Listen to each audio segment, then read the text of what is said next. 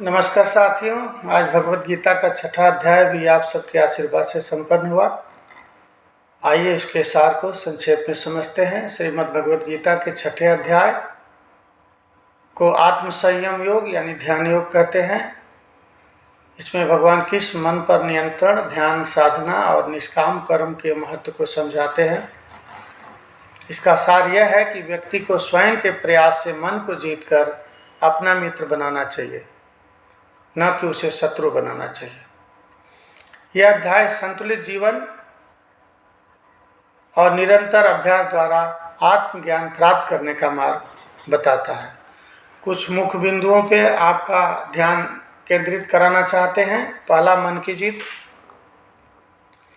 यह अध्याय हमें बताता है कि जो व्यक्ति अपने मन को नियंत्रित कर लेता है उसके लिए मन सबसे अच्छा मित्र है, लेकिन जो ऐसा नहीं कर पाता उसके लिए मन ही सबसे बड़ा शत्रु बन जाता है। दूसरा है आत्म उद्धार। मनुष्य को अपने आप का उद्धार स्वयं करना चाहिए, स्वयं को कभी नीचे नहीं गिराना चाहिए। तीसरा है ध्यान और एकाग्रता। योगी को एकांत स्थान पर नियमित संयमित रहकर मन और आत्मा को नियंत्रित करते हुए ध्यान करना चाहिए। संतुलित जीवन। योग में सफलता के लिए न बहुत अधिक खाना चाहिए, न बहुत अधिक सोना चाहिए, न ही कम खाना चाहिए, न ही कम सोना चाहिए, बल्कि संतुलित जीवन शैली युक्त आहार विहार आवश्यक होता है।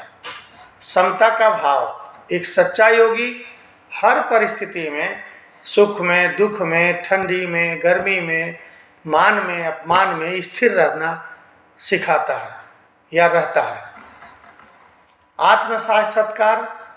ध्यान के माध्यम से जब मन शांत हो जाता है तब व्यक्ति को अपने ही भीतर परमात्मा का अनुभव होता है।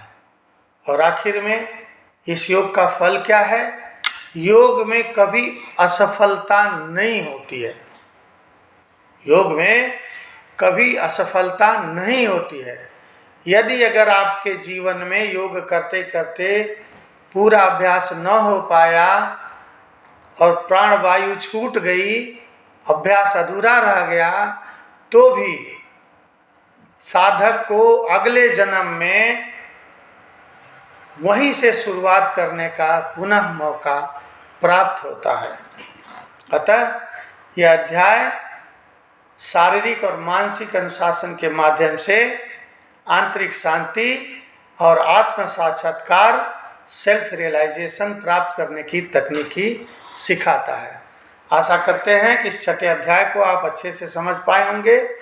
आगे आने वाले अध्याय के सार को भी हम इसी तरह आपको संक्षेप में समझाएंगे। नमस्कार।